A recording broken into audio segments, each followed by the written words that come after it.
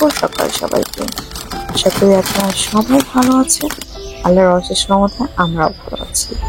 যদিও আজকের ব্লগটা ছিল অনেক আগের, এটা ছিল 1 আগস্ট।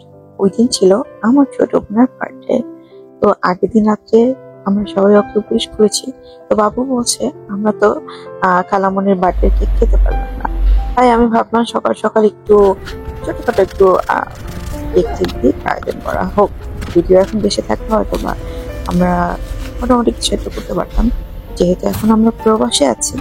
আর প্রবাস জীবনটাই এরকম, আপনি যদি অনেক কষ্টে থাকেন সেটাও পরিবারের সাথে মানে ফোন না সামনাসামনি শেয়ার করতে পারবেন না, খুব আনন্দের বিষয়টাও শেয়ার করা যায় না।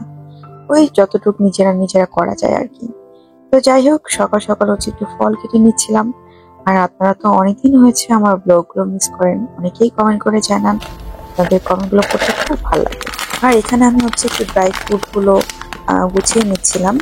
ওখানে হচ্ছে ওই যে বাবু সবসময় কটন ক্যান্ডিটা খেতে ভালোবাসে, আর ওই বক্সটাকে আমি সবসময় ব্যবহার করি। কটন ক্যান্ডি খাওয়া শেষ হয়ে গেলে ওটার মধ্যে কিসমিস ছিল, আর এটার মধ্যে হচ্ছে আমি এক্সট্রা করে আরো এক বাদাম, কারণ বাদাম আর কিসমিস হচ্ছে শরীর অনেক বেশি ভালো। আর তার চেয়েও ভালো হচ্ছে কি এখানে হচ্ছে মিষ্টি কুমড়ার বীজ, এটা একটু লবণ দেওয়া ছিল, যে কারণে হচ্ছে মিক্স করছিলাম না, শুধু বাদামটা আর কিসমিসটা হচ্ছে একসাথে মিক্স করে নিলাম। আপনারাও কিন্তু প্রতিদিন হচ্ছে একটু বাদাম কিসমিস এগুলো খাওয়া ট্রাই করবেন। এই তো ছোটখাটো করে হচ্ছে সকালের নাস্তাটা একটু গুছিয়ে নিচ্ছিলাম। এখানে ফল, কেক আর হচ্ছে জুস আর বাদাম এগুলো দিয়ে ঝাল পাতলা করে গুছিয়ে নিচ্ছিলাম। যদিও বাবু হচ্ছে বারবার বলছিল দেশে থাকলে খালামুনির বিক্রি করতে পারতাম, তো এখন তো আর দেশে নাই, যতটুকু আর কি করে বাচ্চাকে আনন্দ দেওয়া যায় আর কি। আর আপনারা অবশ্যই আমাকে কমেন্ট করে জানাবেন, কারণ আপনাদের কমেন্ট গুলো করলে আমার অনেক ভালো লাগে, ইচ্ছে করে আমি আবার নতুন করে ব্লগ করি।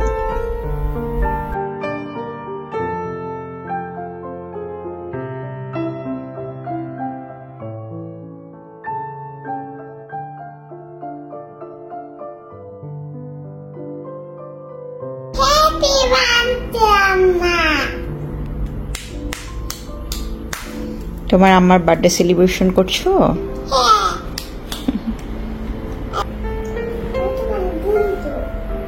তুমি আমার বন্ধু, তুমি আমার ফ্রেন্ড। সকালে নাস্তা করার পরে চলে আসলাম বাস স্ট্যান্ডে। আর এখানে আসার পরে সেই প্রতি বছরের মতন এবারও দেখি এখানে একটা ডালিম পড়ে আছে, আর গাছটা পড়ে একদম বোঝাই হয়ে গিয়েছে ডালিম দিয়ে। আর 2 দিন পরে এসে দেখুন নিচে পড়ে এগুলো নষ্ট হয়ে যাচ্ছে। আর এই বয়সে দেখুন এই নানা ভাইটা কত সুন্দর সাইকেল চালিয়ে যাচ্ছে। শুধু তাই না, ওইটা কিন্তু তার নিজের বাসা, যেটা কিনা আমি বারান্দা থেকে দেখি। সে বিকেল বেলা কিন্তু এই গাছগুলোর যত্ন নিতে একদমই ভুলে না, প্রতিদিন বিকেল বেলা এই গাছগুলোতে সে পানি দেয়। আর এটা কিন্তু আমার বাসার জানলা থেকে দেখা যায় এই বাড়িটা। মারিয়াম,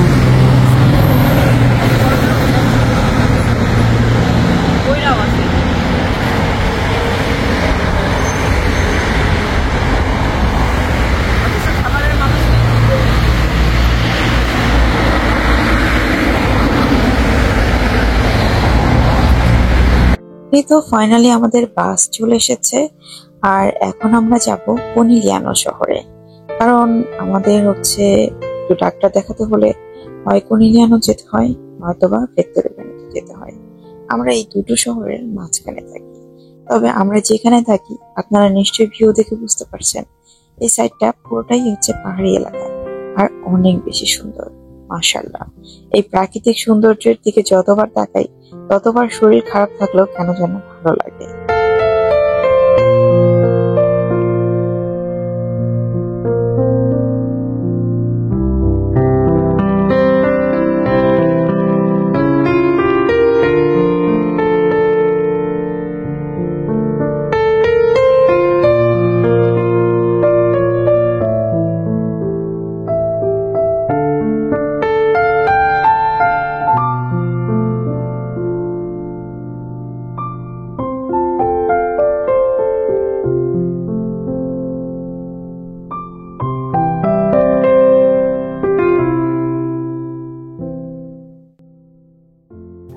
এই তো চলে আসলাম আমরা চারিদিকে দালান কোঠার শহরে, মানে কনিলিয়ানো শহরে। এই শহরটি আমার কাছে অনেক বেশি ভালো লাগে, জমজমাট। যাই হোক, আমরা এসেছিলাম হসপিটালে। তো এই হসপিটালটি কিন্তু বিশাল বড়। শুধু তাই না, এখানে কিন্তু এই যে একটা স্ট্রাকচার আছে দেওয়া আছে, এটা দেখে বুঝতে পারছেন যে উপরে কিন্তু হেলিকপ্টার এসেও নামে। কারণ এখানে অনেক মানুষ অসুস্থ হয়ে যায়, তাদেরকে আবার হেলিকপ্টার দিয়ে আনে, মানে একদম অসুস্থ হয়ে গেলে এরকম একটা অবস্থা। তো ডাক্তার দেখানো শেষ, আমরা এখানে একটু ওয়েট করছিলাম। আমি যতটুকু জানি এই কর্নিলিয়ানো শহর থেকে অনেকে আমার ব্লগ দেখে থাকেন, তারা কিন্তু কমেন্ট করে জানাবেন আমাকে। কারণ কর্নিলিয়ানো শহর তো আমার বাসার একদমই কাছে, যে কারণে যাওয়া হয় 2 দিন পর পরই। তারপর এই যে কিছু সময় আমরা পার্কে বসলাম। আর এই পার্কটা অনেক ভালো লাগে, চারিদিকে একদম গাছপালা দিয়ে ভরপুর। আর বাবু আজকে গ্রিন কালার ড্রেস পরে এসেছে, যে কারণে ও পার্কের গাছপালার সাথে একদমই মিশে গিয়েছে। মাশাআল্লাহ বলতে একদমই ভুলবেন না, কারণ আমার বাচ্চাটা একদমই ঠিকঠাক মতন খাওয়া দাওয়া করে না, ওকে নিয়েও একটু টেনশনে আছি। যাই হোক, সবকিছু মিলিয়ে আলহামদুলিল্লাহ। আর আপনাদের কমেন্ট করেও জানাবেন আপনাদের সবার কি অবস্থা। অনেকদিন হয়েছে আপনাদের কমেন্ট করা হয় না।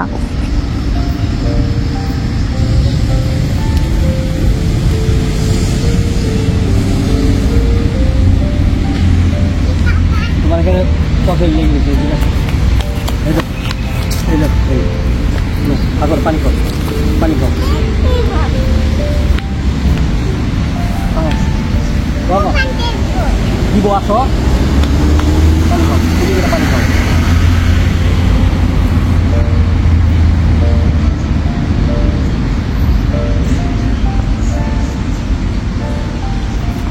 গুলি করো,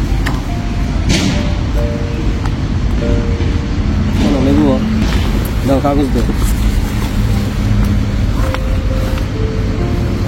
দেখি একটা এটাও না।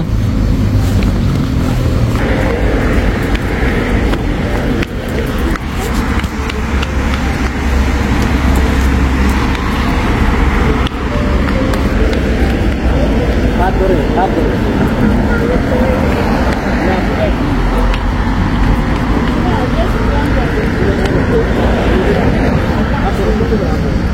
আমরা চলে এসেছি এখানকার যে বাঙালি দোকান রয়েছে সেখানে। শুধু তাই না, উনি কি আমার শ্বশুর বাড়ি এলাকার মানুষ, মানে গ্রামীগঞ্জের। তো সবকিছু মিলিয়ে ওনাদের সাথে সম্পর্ক মাশাআল্লাহ অনেকটাই ভালো। তো সবসময় কর্নিলিয়ানো শহরে আসলে এখানে একবার দেখা করে যাই, কারণ বাঙালি সবজি এখানে পাওয়া যায় আলহামদুলিল্লাহ। তবে মাঝে মাঝে সবকিছু পাওয়া যায় না। এখানে ছিল সিম, গোল করে লাউ, মিষ্টি কুমড়া, আরো ছিল কাঁচামরিচ ইসি। শুধু তাই না, এখানে আমাদের বাংলাদেশের সব জিনিসপত্র আছে। আমাদের বাংলাদেশের বিস্কুট, চানাচুর, পটেটো চিপসও আছে, এভরিথিং। আর আপনারা কারা কারা এখান থেকে কেনাকাটা করেন সেটা আমাকে জানাবেন। আর এখানে আমাদের দেশীয় অনেক ধরনের মাছ আছে। বিশেষ করে আমরা ইলিশ মাছটা এখান থেকে নেই। আর ম্যাক্সিমাম মাছ তো আপনাদের ভাইয়া ফিশিং করতে অনেক বেশি ভালোবাসে, আপনারা যারা আমার ব্লগ দেখেন জানেন। আর গরুর মাংসটাও এখান থেকে নেওয়া হয়। আর এই যে এই জুসটা ক্যান্টিনে আমাদের ওখানকার মার্কেটে পাওয়া যায় না, ডাবের, ওটা আমার অনেক ভালো লাগে। আর ওনাদের এই দোকানটা কিন্তু মাশাআল্লাহ অনেক বড়, আমি আপনাদের একটু দেখাচ্ছি ভিডিও করে। আর এখান থেকে মানে বাঙালি যত জিনিসপত্র আছে সবকিছু আপনারা পেয়ে যাবেন আলহামদুলিল্লাহ। কারণ এটা কিন্তু কর্নিলিয়ানো শহরে অনেক বেশি ফেমাস একটা দোকান। যাই হোক, চলে এসেছি বাসায়। আর বাসায় এসে এই যে আমরা দুপুরের লাঞ্চের প্রিপারেশন নিচ্ছিলাম। আর আলহামদুলিল্লাহ আমাদের রান্না বান্না শেষ। আর এখন লাঞ্চ করব। এই তো কাচ্চি মাছ ভুনা করেছি, ভাত, আর গরুর কুড়িটা ভুনা ছিল। তো এগুলো দিয়ে আলহামদুলিল্লাহ লাঞ্চটা এখন করে নিব।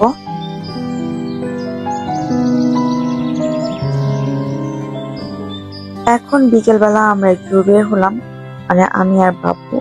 তো এই যে সবসময় ওনাদের সাথে দেখা হলে একটা চাও, তারপর বাবুকে সবসময় বলবে চাও বেল্লা, গাড়ি না, এগুলো বলে। কারণ এই এলাকার মধ্যে বাচ্চা কাচ্চা অনেকটাই কম। আর যে কারণে ওকে আশেপাশে আমার যত প্রতিবেশী আছে ইটালিয়ান, তবে অনেক বেশি ভালোবাসে। আর এই যে অনেকটা বছর ধরে যেহেতু এখন আছে এখানে, আর ওর পাপা তো অনেক বছর ধরে এখানে থাকে। আমরা তো 2 বছর প্লাস হয়ে গিয়েছে থাকি। তো মোটামুটি সবাই মানে পরিচিত হয়ে গিয়েছে আমার প্রতিবেশী যারা আছে। আলহামদুলিল্লাহ আমার আশেপাশে সবাই অনেক ভালো, মানে তাদের সাথে ভালোই একটা বন্ডিং আছে। এই বাচ্চাটা কত কিউট, তাই না? তো ওর পাপা ওকে বলতেছিল মারিয়ামকে চাও দেওয়ার জন্য। যাই হোক, আমরা একটু পার্কে বসছিলাম আমি আর বাবু, তারপর একটু হাঁটাহাঁটি করছিলাম, কারণ আমি আর বাবু যখন একসাথে বের হই বা ওর পাপা, আমরা তিনজনে কিন্তু অনেক বেশি হাঁটাহাঁটি করি। আর হাঁটাহাঁটি করা কিন্তু শরীরের জন্য অনেক বেশি ভালো। আর এই যে ওর সাথে তো আমি পারি না, ও আমার আগে আগে একটু দৌড়ায়। আর ও যদি এরকম ক্যাট দেখে তাহলে তো ওকে কে ধরে। মানে ও কিন্তু অনেক বেশি বিড়াল পছন্দ করে। এই দেখেন, বিড়ালটা একটু আরাম করছিল, ওকে কেউ ডিস্টার্ব করছে।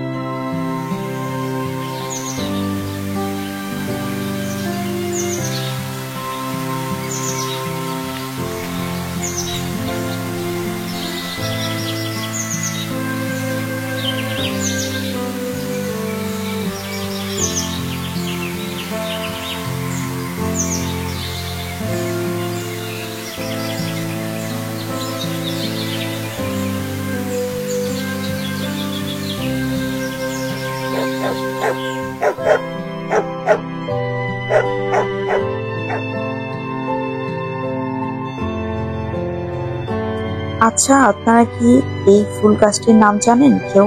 যদি জানেন তাহলে আমাকে অবশ্যই কমেন্ট করে জানাবেন।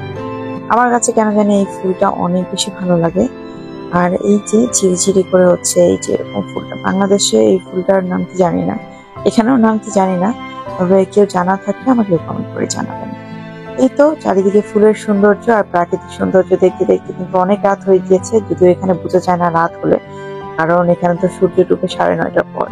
তো চলে আসলাম বাসায়, আর বাবু সেই যে জুসটা দিতে একদমই ভুলে নেয় ওর পাপাকে।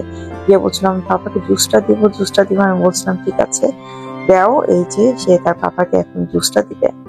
আর এখন হচ্ছে ওর পাপা একটা মজার রেসিপি তৈরি করবে, আমি ভাবলাম সেটা আপনাদের সাথে শেয়ার করব। আর আমার শরীরটা একদম ভালো না, যে কারণে এই যে বেচারা হচ্ছে আমাকে অনেক হেল্প করছে, অনেক সাপোর্ট করে। যদি আমার শরীর ভালো না থাকে তাহলে হচ্ছে সে এই যে থাল বাসন গুলো এগুলো হচ্ছে ক্লিন করে দেয়। আর আজকে রাতের একটা ডিনার তৈরি করবে, তো এই রেসিপিটা আমার কাছে মানে পার্সোনালি অনেক বেশি মজা লাগে। তো ভাবলাম যে আজকে আপনাদের সাথে শেয়ার করব। এটা হচ্ছে ক্যাপসিকাম দিয়ে, তারপর হচ্ছে পেঁয়াজ, এগুলো দিয়ে হচ্ছে একটা মজা করে গরু মাংস একটা তরকারির মতন তৈরি করে। ওটা রুটি দিয়ে খেতে ভীষণ মজা লাগে আমার কাছে। যে কারণেই ভাবলাম যে আপনাদের সাথেও তার এই সহজ রেসিপিটা শেয়ার করবো, একদমই ইজি। তবে আমি কয়েকবার ট্রাই করেছি, আমার হাতে এতটা মজা হয় না, তার হাতের রান্নাটা বেশি ভালো লাগে। তো ভাবলাম যে সে যেহেতু আজকে তৈরি করবে, তো আমি হচ্ছে মানে তার রেসিপিটাই আপনাদের সাথে শেয়ার করি। তো এখানে সে হচ্ছে প্রথমে গরুর মাংসগুলোকে একদম ছোট ছোট করে কিউব করে নিচ্ছিল। তো ওগুলো হচ্ছে সাইডে ধুয়ে ঝরা দিয়ে দিয়েছে। আর এখানে নিচ্ছিল হচ্ছে কালারফুল ক্যাপসিকাম, একটা নিয়েছিল রেড কালার, আরেকটা নিয়েছিল হচ্ছে দেশে বলে জালো, মানে হচ্ছে হলুদ কালার। কালারফুল দিলে তরকারিটা দেখতে সুন্দর লাগে, এই তো। আর এর সাথে দিয়ে দিচ্ছিল হচ্ছে পেঁয়াজ কুচি, তবে এটাকে এইভাবে করে কিউব করে কেটেছে, বড় সাইজ করে। এর সাথে দিয়ে দিচ্ছে, ইটালিতে বলা হয় এই সবজিটাকে জুকিনি, তবে আমি অনেক আপুদের ব্লগ দেখেছি, লন্ডন, তারপর হচ্ছে এক এক জায়গায় এক একটা নাম বলে এটার।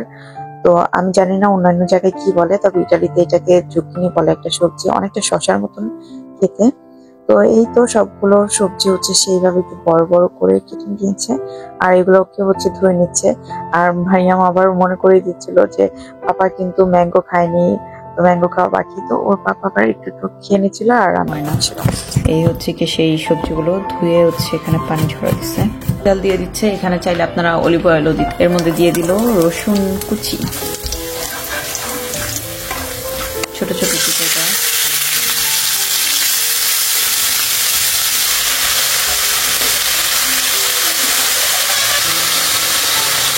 এখন দিয়ে দিচ্ছে লবণ বা গোলমরিচের গুঁড়ো।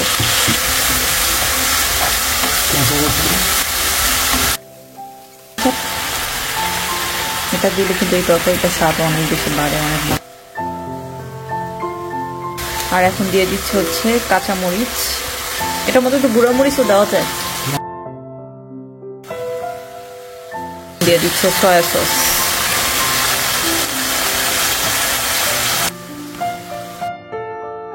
দিচ্ছে আদা রসুন বাটা। সেই আমাদের কেটে রাখা ছোট ছোট সবজি,